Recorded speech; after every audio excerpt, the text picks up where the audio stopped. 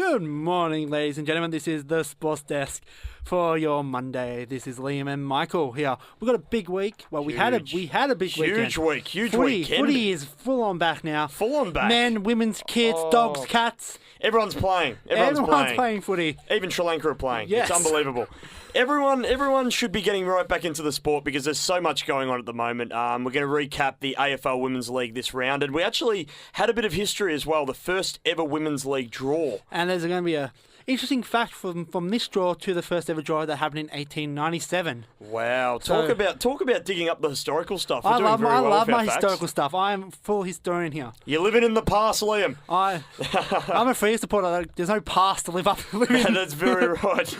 You just look at your old Guernseys, mate. You just want to bury those pasts. Oh, we'll talk about jerseys later on as well. Oh no! Let's talk about the greatest jersey you will ever see. We're also going to be talking about the T20 that happened last night for the first ever time at Geelong down at Continua Park. I was actually down at the game to watch that, and the fans were going absolutely bananas, and there were probably more Sri Lankans in the crowd, I think. Nice. Also, in the words of Frodo, it's done. It's over. It's over. Sydney FC has lost their first game. I can't believe it. Can we recheck that? Oh my. No way. Yep. The crowd was stunned. They're still in the stadium, doing the scream. They've done a live cross, and there are people still at the stadium in shock. It's unbelievable. Yeah, it's been a mess. And the first ever, the new Suncorp Super League started this week. And in typical Collingwood fashion, they lost. And in GWS Giants fashion for this year, they won. So, and believe it or not, we'll get to that a bit later on, but they played the GWS theme song. Oh, did they? Yeah, so any thought that they're not as connected to the team as people think they are? They got the song? My condolences go out to the audience. Yeah, they might lose in the prelim final as well. We've got a 70s theme today because I'm feeling 70s here. This is Electric by Alice Cooper here on the Sports Desk. That was some nice Alice Cooper here to start your morning here on the Sports Desk on CN 90.7. It's currently 13 degrees after enjoying our first day of winter yesterday. Oh yes, it's. I tell you what, being down at Geelong yesterday, it was very, very cold. I was down in Ballarat, which is even worse. Incredibly, it was raining all day, and then just at about 6:30, about an hour before the game, suddenly the clouds aligned and the sun came through, and it was beautiful. They're like, "Yep, we need some play cricket that's not rain anymore." Yes. Thank God for that. Another fantastic round in women's footy. It's been a great start to the year. It's a great league overall.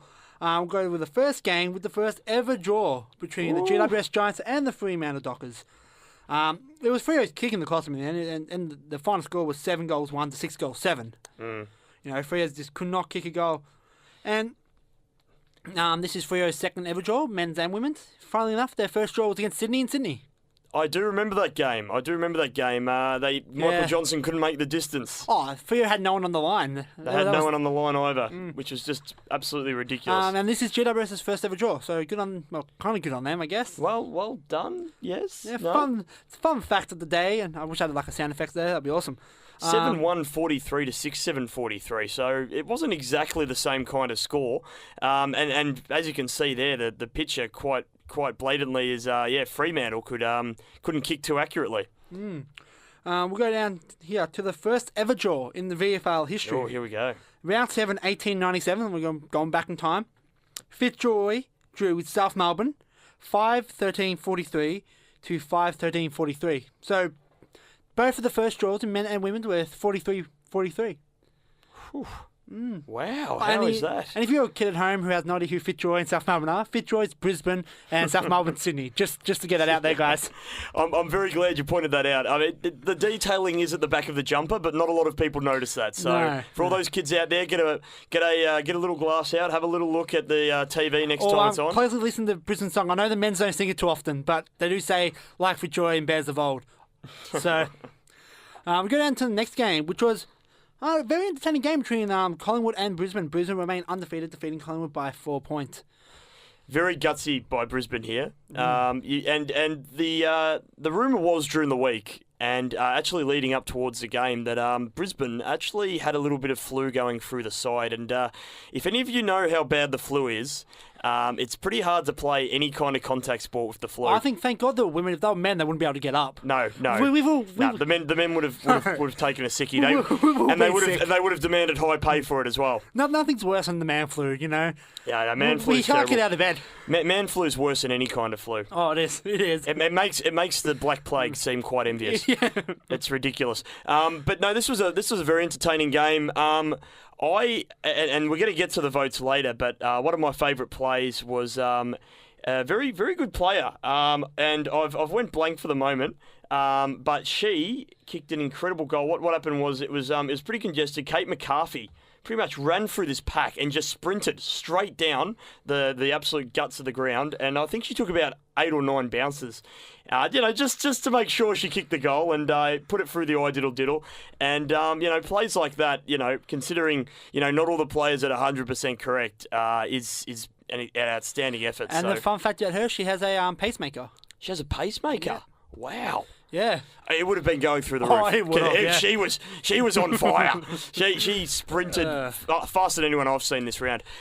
So they played extremely well this round. Brisbane are undefeated. And it's been a while since you can say that about a Brisbane team. People are just kind of testing their eyes, seeing if everything's all right.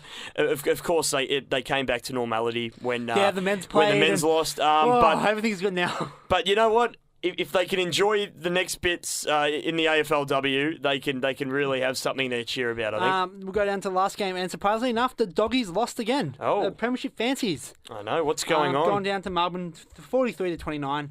Nice 14-point win. And I saw both teams running out into the ground. I thought it was great how some of the Melbourne players did the guard of honour. Did the guard of honour, cheered him onto the ground.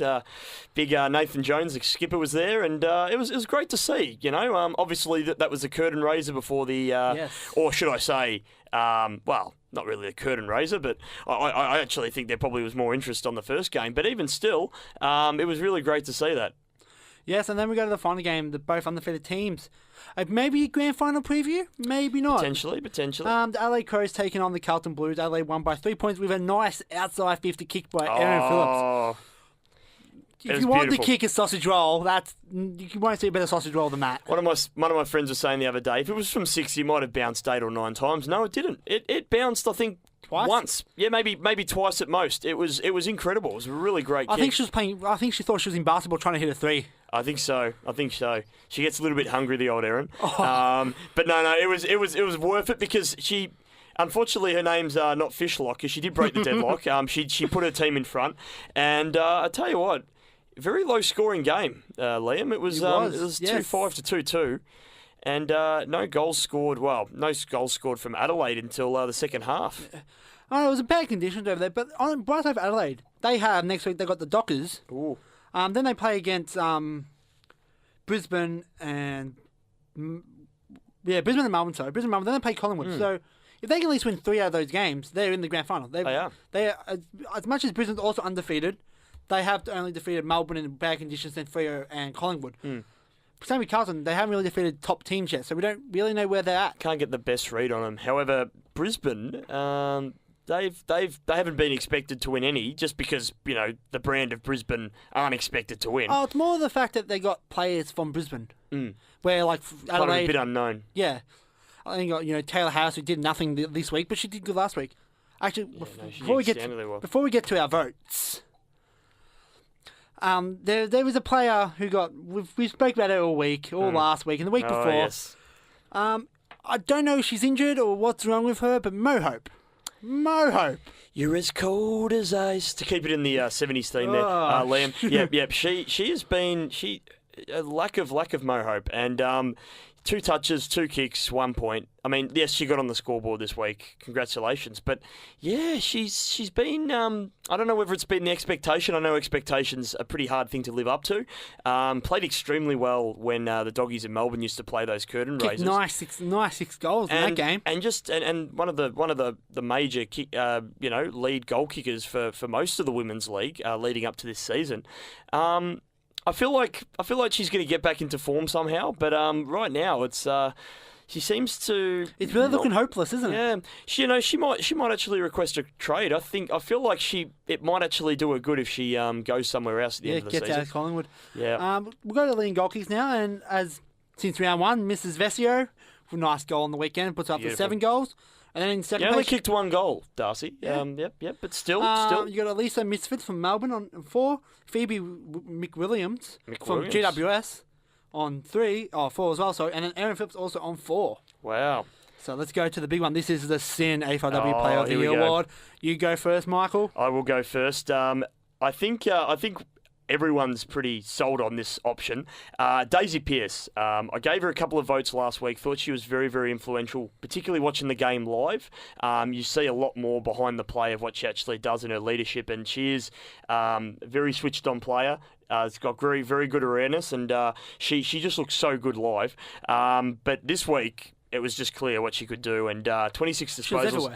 And I think 26 disposals. All right, in a game of men's football with quarters almost as long as half an hour, you go, 26 disposals. That's a good game. But in the women's league, that's a sensational Where 20 game. minutes is a long quarter in the women's league. It is a long quarter, and some of the quarters were 15 minutes, and to get 26 disposals for the whole game, that's really, really big stamp of authority. So she gets my 3 votes. How about your 3 votes? I have to say the same. You can't. There was one player. You watch the game, and you like a few players. I picked the person who I've got number 3, who got my 1 vote. I looked down and I was like, oh yeah, she was always in my top 3. Daisy Pearce, without a doubt. If you didn't give her the 3 votes, who else would get 3 votes? She was by far I think she's the best. I better say best looking player, but people might take that the wrong way. But she's by far the best football player in the competition. She really does look. She's the elite. She's the package. She's got the lot. The package, yes. The package. She's outstanding. She's piercing. She's very piercing. She's very piercing. She pierces the gaps. Now, yes. Now, my 2 votes goes to a lady called Kate McCarthy, who I mentioned before kicked a very sensational goal. I just love players bursting packs, getting through, kicking big goals. She was outstanding. She ended up getting... I don't know how many touches she got at the end. I think she got over 10. She did very well.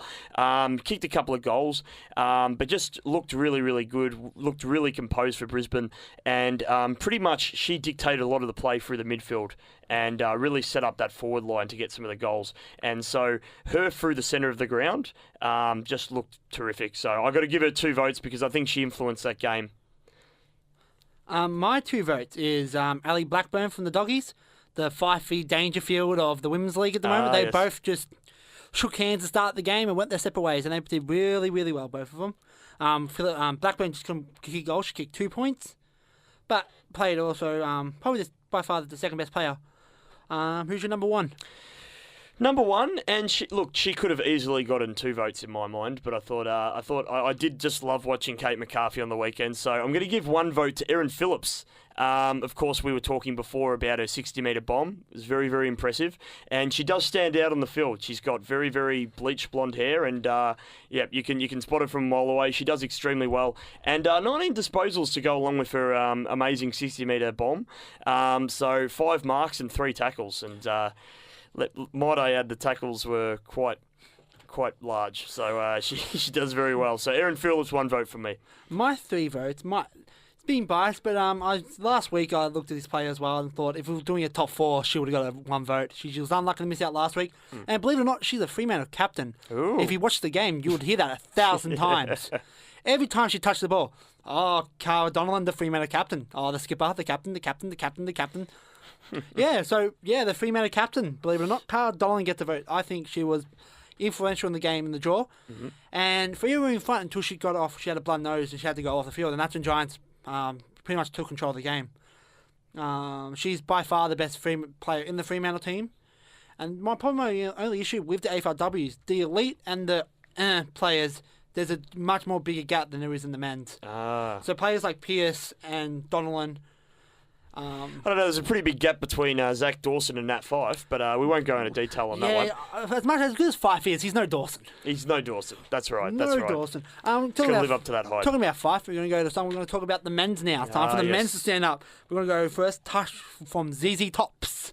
Here on Sports Desk on SYN 90.7. Welcome back to the Sports Desk on SYN 90.7 FM. Of course, you are here with Serpers and Liam, and we are talking all things sport, and we're going to head to the AFL. Of course, the JLT Men's pre-season series has begun, and some very exciting results, a lot to talk about, and we're going to go to the very first game that happened, and it was my team returning for the first time onto the field. Bombers. The drug-free Bombers, so we think, and it was good to see them back in black. I was there with the crowd of, I think there was about, there might have been 10,000, 15,000 there. A lot of Essendon supporters, mostly Essendon supporters at the game. Collingwood did get over the line, which pains me to say. 2 super goals, 13-9, 105. Defeated the Bombers, 14-10, 94. But I thought Essendon played very well, and I thought we've got a lot to cheer about. I particularly liked our recruit from Brisbane, and it's rare that we say we get a good recruit from Brisbane, but Joshy Green. He's I wouldn't say he's had an illustrious career. He's kicked a couple of goals in the past. Won Brisbane's goal kicking award, which isn't hard. Kick a goal, you're there. Kick a goal, go straight to the leaderboard. He did win the very best well. of first, become captain.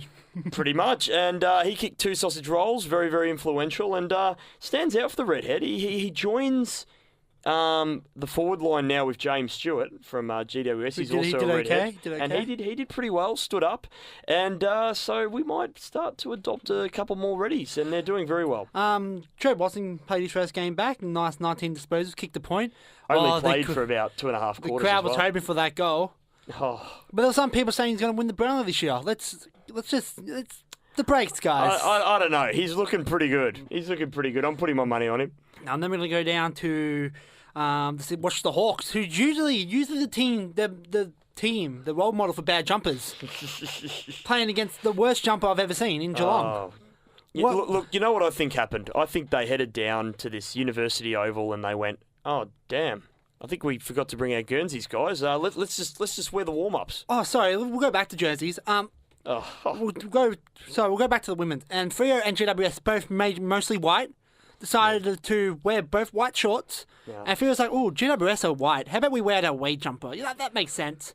And it was the worst to see. And that's probably why the game was a draw, because no one knew who to pass it to. No one knew who to pass it to. They'll probably kick it at the wrong goals as well. It was unbelievable. But yeah, these Geelong jumpers are pretty.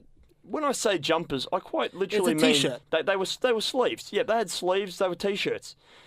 They just look like their training jumper. In fact, I saw them training during the week with them. So I reckon what really happened, and there hasn't been a media release on this. I reckon, and we're gonna.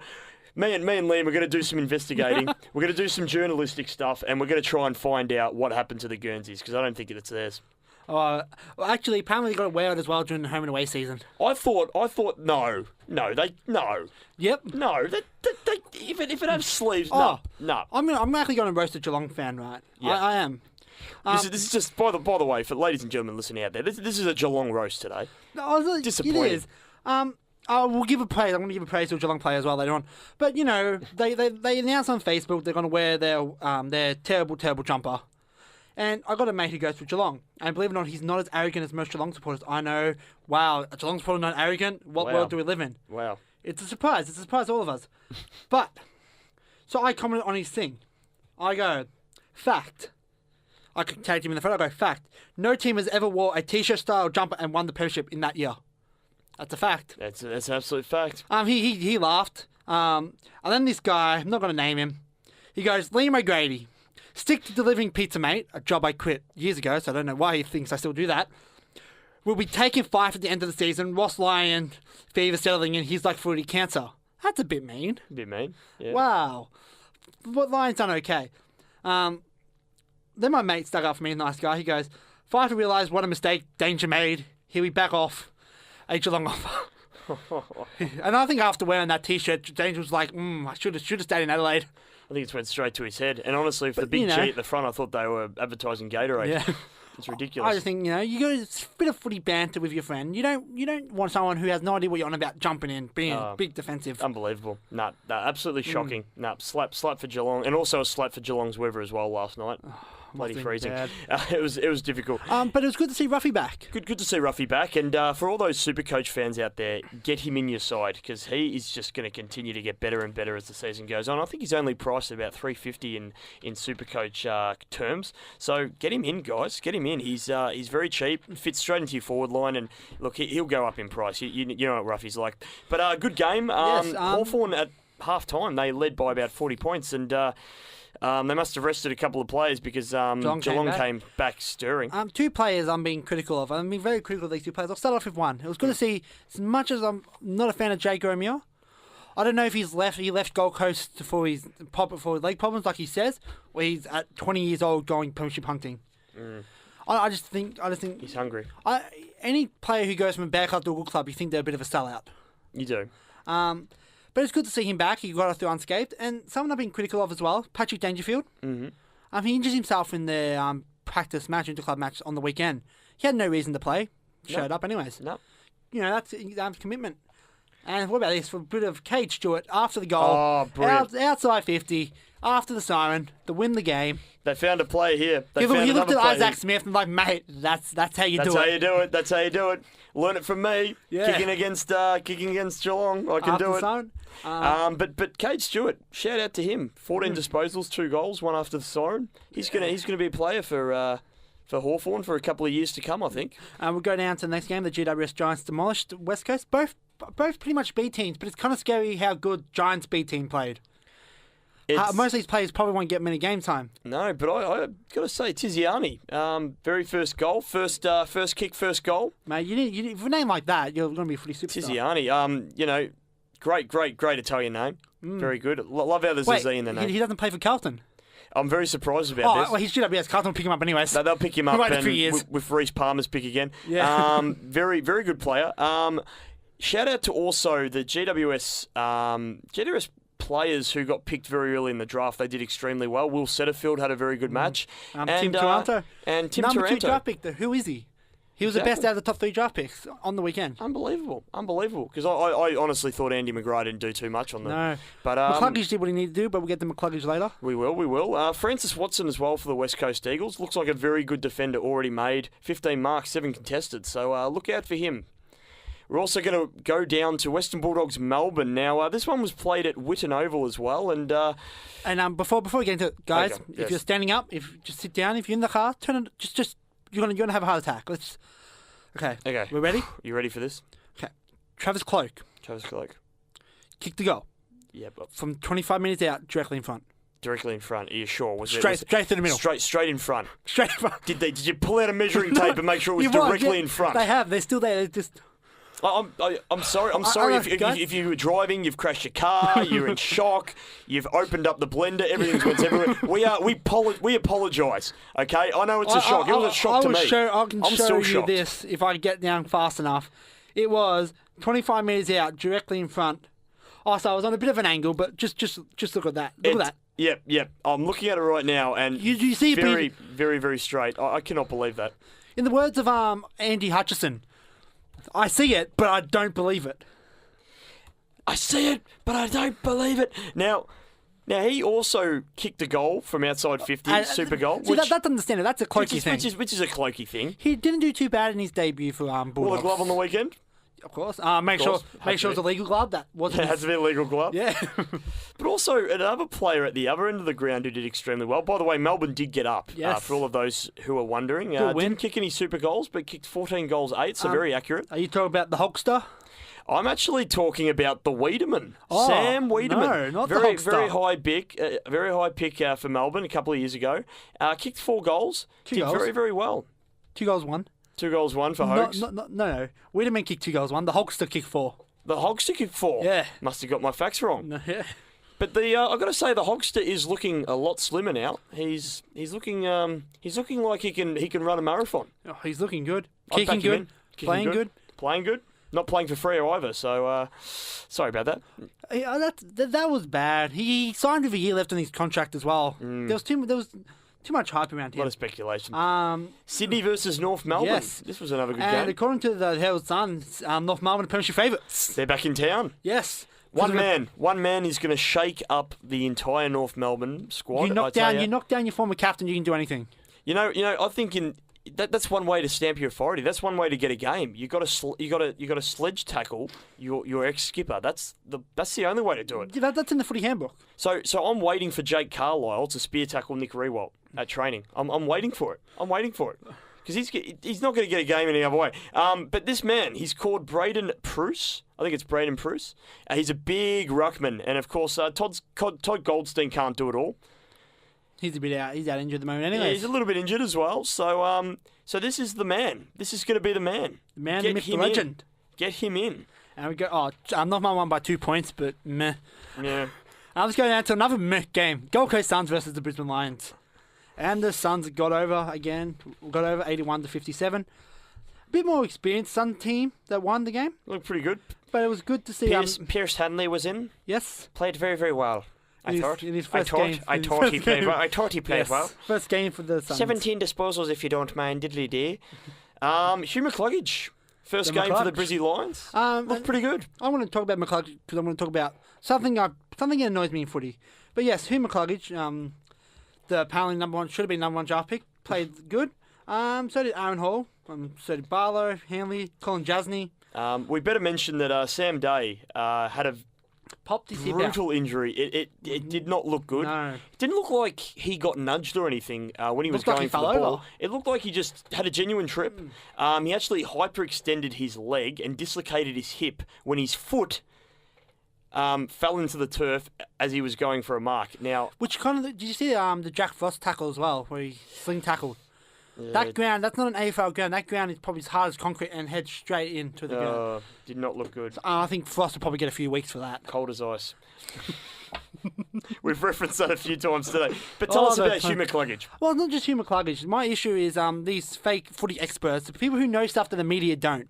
Fife's everywhere. Every time you see something about Fife, it's either, and he's a busy man, he's signed the contract with Carlton, he signed the contract with St Kilda, contract with Hawthorn, now he's signed the contract with Essendon.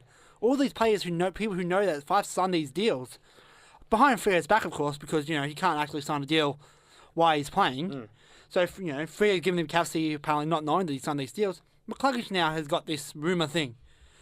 Brisbane posted a photo on Twitter saying, aren't you excited to see McCluggage? And someone posted, McCluggage has already signed a deal with Essendon in 2019 before the draft. Because, you want someone to... what if you like a girl, right? You like a girl. And the girl goes, I like you, but I want to date your friend, but in a few years' time, I want to pick up him and I'll date you. That's okay? Yeah. I don't want to date you yet. And it's not going to affect our relationship. No. We're still going to be friends. No, but, McCluggage, who for most of the year was going to go number one to Essendon. Yep. Apparently Essendon's like, we don't want you at the moment, but we'll get you in a few years' time. And McCluggage's like, that's good. Yeah, I'm going to go to Brisbane, make new friends. Hopefully become a part of maybe a successful side. Maybe. But yeah, I'll come to you Most soon. likely not. No. Unless he's playing Women's League, of course. Yes. He might do well. Or he might put on the wig and just, might do a Brenda Favola. Grow some locks. Yes. It was also good in the Gold Coast game to see Michael Barlow, Jared Witts also debuted. Let's not mention Barlow. I know you still hurting. I love the bars. And David Swallow returned. Good to see him back. Very good to see him back. Got long hair now, which is a little bit weird. No, he shaved it off. Oh, he shaved it off? Yeah, he's got short hair. Thank God. Same as Stefan Martin got rid of that thing at the top of his head. Oh, thank God. The little man bun. You don't like it? Don't like the little sumo wrestler? I don't like any of them. Nah, fair enough. Not many people at the Gold Coast. That's fair enough. What is our 70s song? What is our pick? Apart from me, I've got them in my top 8 this year. You're a brave man. We're going to head to soccer, and we're going to listen to Hot Blood here on the Sport Desk on CN 90.7. That was some Hot Blooded here on the Sport Desk on CN 90.7, and we are standing. We are standing in the studios. We are freshing the legs. We are rebels. We've been inspired by the song Hot Blooded, and we're trying to get the blood flowing through the legs, of course. We're going to get straight to the A-League. Round 20, of course, kicked off, pardon the pun, and first match of the round, it was Adelaide United versus the Newcastle Jets. Crowd of 6,000 at Cooper Stadium. And Karuska at the 61st minute, kicked a very, very beautiful sausage roll and got Adelaide United over the line. Of course, they move to a very, very comfortable last position on the ladder. That's a good place to be. But, they've won the last couple, so I'll tell you what, they could be mounting. A very close game on Saturday with the 1-5 loss to the Melbourne City with the Wellington Phoenix. Oh, the Wellington Phoenix, bro. Couldn't quite do it. It's Che-boo. Bro. Yeah, the Wellington Phoenix lost 1-5, boo. 1-5, bro. Just not good enough, After the game, they got some fish and chops. I love the name of this stadium, though, the Cake Tin. Isn't that a great name for a stadium? A beautiful name. It is a beautiful name. And obviously, the big Wellington Phoenix got baked here. They didn't rise to the top well enough. But yeah, look, Melbourne City, they needed to stamp some authority. Look, they did lose in the Derby, and they lost last week as well. No, they drew. Oh, they did draw. But they haven't looked great of late. No. So this was a good win for them. They go to 8 wins now, sitting third on the ladder, so they'll definitely be in the finals. But I tell you what, though, they've got to just instill some confidence in them. So to get this win is a very important thing. Yes, and now this is the big one. This is the shock. The shock. For the first time in, give me 1 second. Wait for it, ladies and gentlemen. This is an For the first unbelievable time stat. in 322 days, the Sydney FC have lost. What? Oh, I know. No Lost way. 1-0 to the Western Sydney Wanderers. Oh, no. And they've pretty much been the team who's had the number all year. Every game they played 3. Now, I've got to ask, is this a mental thing? Is this a mental thing? They lost to another Sydney side. Is that ANZ Stadium? Yes, not exactly on home territory. But, maybe the Western Sydney crowd a little bit hostile. Just let them know. They're a very charming bunch, the Western Sydney fans. I was going to say. Yeah, let's make sure you wear a bulletproof vest when you go to one of those games, Bring some flare protection. Yeah. Yes, it was a big win by Western Sydney. Oh, massive. Ever since Santabalab's 26-minute goal, they just couldn't get back in this one, Sydney. And, Sydney, instead of being 10 points clear, now they're only 8 points clear on top. They are. I mean, the 14 wins obviously look very good, but the last couple of weeks they've been drawing, haven't been quite getting the big victories. Maybe they're getting ready for the finals. Yeah, maybe. I mean, I thought they had their pretty decent team in for this one, but yes, it was a big win for the Western Sydney Wanderers, and they are sitting in a very comfortable position. Go down and Perth Glue pretty much a last-minute goal, which gave them. Okay, I thought it was a last-minute goal. No, it was a 48th-minute goal. My bad. People lie to me. It was a 2-2 draw. 2-2 draw. Yep, and we go down and Victory as well, who's been struggling the last few weeks as well, despite their win against the City, which was a lucky win. Smashed Central Coast Mariners 3-0. Beautiful thing. Which sets them up in second on the ladder. And at Central Coast Stadium as well, away from home, and the whole 2 people that were there. They have talked about this before. In not a lot of people at the stadium, they got to find ways to win because Victory love a bit of hype. They love the crowd getting behind them. They love getting fired up. But they got to win these games. They got to win the games with a smaller crowd away from home. They got to cement these ones. They do love playing against big crowds, in big crowds, with the big crowds with them. They rise the morale. The morale lifts for the victory, and they get the victory usually. So this is a big win for them. Now we'll go across sports to netball. We don't really talk much about netball in this league, but it's the first round of a new league. Super Netball. Australia and New Zealand had a bit of a breakup. They were like, "It's not you, it's me. Let's just be friends." Knowing me, knowing you, and. And we've lost one of our microphones. No.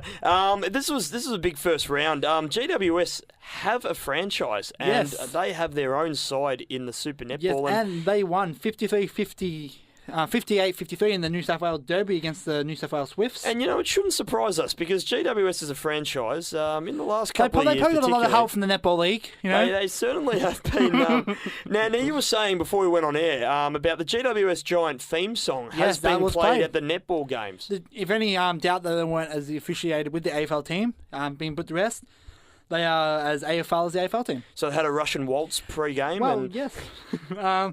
But the Collingwood's theme song wasn't played in their game, mostly because they lost 58-55 against the Melbourne Victory. Always helps if you win to have your theme song played. But they lost to Melbourne. Wow. Yes. It seems to be that the cross leagues here start to be repeating themselves. Yes. I think. Now we got the Queensland Firebirds against the Melbourne Storm team. Firebirds. The Sunshine Coast Lightning, which is don't know why the Sunshine Coast Lightning is Melbourne Storm. Yeah, it's very confusing. That was a draw. It was a draw? Yeah, it was a draw, 56-56. And the last game was, because all the other states have 2 teams apart from Perth and Adelaide. The Adelaide Thunderbirds defeated the Perth Fever 56-51. And we go across another league to basketball, and the final between Illawarra Hawks and LA 36ers going to Game 3 after the Hawks won 100-94. Wow. It's always good to see a Game 3. Semi-finals. It's always good when it gets to that. You want to have a clinch decider. You want it to go to the end of the very, very final game. Well done to the Illawarra Hawks. They're looking very good now. Yes. It's been another good weekend in sport. It's been an amazing, great. I'm just stunned for words. You know, it's been amazing. And when we get back from this song, we're going to be talking about the cricket, the game I was at. I'm still shedding all the icicles off me from that very, very cold game down at Geelong. But very good. I was very, very impressed. And hey, all the power around Geelong didn't go out last night. So that's a very, very good effort from them. Where's the win? This is Smoking in the Boys' Room by Brownsville Station here on the Sport Desk. This is the Sports Desk on CN 90.7, and when we wrap up, we're going to talk about some cricket first. And the Aussie Bees took on Sri Lanka in the second 2020. Let me tell you who was smoking. I'll tell you who was smoking. Garanatine. I think that's how you say his name. He was unbelievable. 84 not out. I headed down to the old Geelong, the old Cardinia Park. It was my birthday on the weekend. Thank you very much. Very good birthday. And, yes, there's a lovely photo on Facebook of you. There's a brilliant photo of me. For all those out there, don't search up my name. And let me tell you, heading up to Geelong with a bit of a hangover is not the easiest thing to do on a Sunday morning. It was... Heading up Geelong anyway is not an easy thing to do. Peeing down rain all day. Didn't look like there was going to be T20. Didn't look like there was going to be a ball being bowled. We're all expecting maybe 2 or 3 overs, maybe a bit of Duckworth-Lewis. No. The rain cleared. It was a beautiful evening for cricket. Freezing evening for cricket. But Geelong put on an absolute superstar show. It was great. Australia made 173 off 20. I thought they could have utilised the ground space a little bit better. Geelong, the stadium down there at Simmons is not that big. It really isn't that big. The boundaries maybe might have been 50-odd metres wide at some of them, so really not that big. So plenty of sixes were hit. Kulasakra took 4 for 31, played very, very well. And Moises Henriques, 56 off 37, hit some very nice sixes. And I thought Ben Dunk also played a really, really nice innings before getting dismissed in the 20s. Sri Lanka then came in, and they were looking a little bit shaky. They were losing wickets at regular intervals, and at one stage they were 5 for 40 when AJ Thai looked like he was going to get another hat-trick. And Sri Lanka at this stage needed 130 off 80 deliveries, and then they needed a further 48 runs off the final 3 overs to win, and then 36 from the final 2, and you know what happened? They won. Australia choked. It was unbelievable. And Sri Lanka celebrated like they won the World Cup. They did. They all ran into the ground. I don't think they realised they defeated the Australian Bees. They did. If we had most of our squad, could have been a different story. But well done to Sri Lanka. Could have, would have, you know. Could have, would have, should have. Yeah. Didn't happen. We choked again. Finchie's going to have to go back to the drawing board. There is, believe it or not, one more game in this series in Adelaide. What was the crowd like? Crowd was 13,000, which I thought was very good, considering they are building a brand new stand at Geelong. I don't get what happened there. They were building a stand for ages, and then they finished it for a few years, then they've tore down another stand to build it up. I do not understand the logic behind it. I know people in Geelong aren't. I know they're a bit slower over there. You know, I know they're a little bit slow. Geelong. You know, they're like in the 80s still. They are in the 80s. That's why we're playing the 70s hits for you guys today. This is for all the Geelong supporters out there. But there was a really nice buzz around the ground. A lot of Sri Lankan supporters made the big journey up to Geelong. That's good. So they were going absolutely crazy, as you can imagine, when the final ball was hit. And it was a very, very beautiful forward down to the boundary. And incredible victory for Sri Lanka. They win the series 2-0.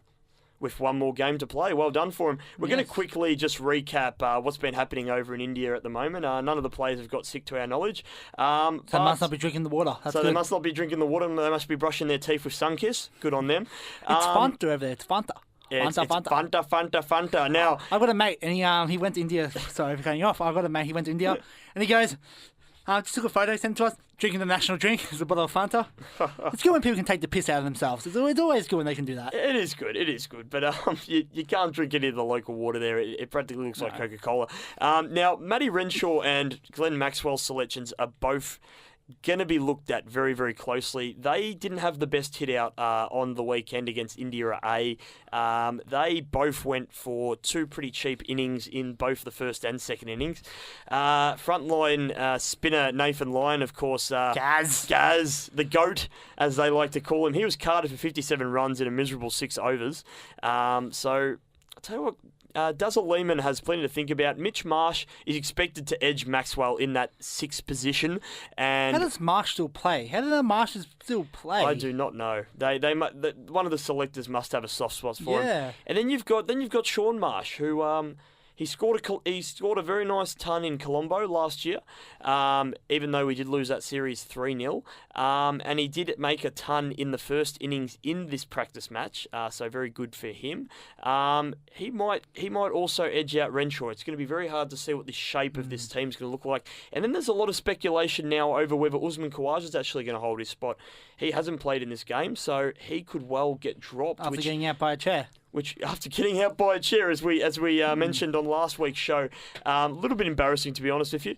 But Australia were 4 for 110 on stumps on the final day of the 3-day contest. Steve O'Keefe bowled pretty well, and he also batted at number 4, believe it or not. He grabbed 3 wickets from his 24 overs, helping cleaning up the tail with Lyon. But Lyon's figures weren't too great, 4 for 162. I think pretty good for just a little bit of a knockout, just to start the series. But one of their players tormented Australia. He's called Sheshrash Iyer, and he made 202. Not bad.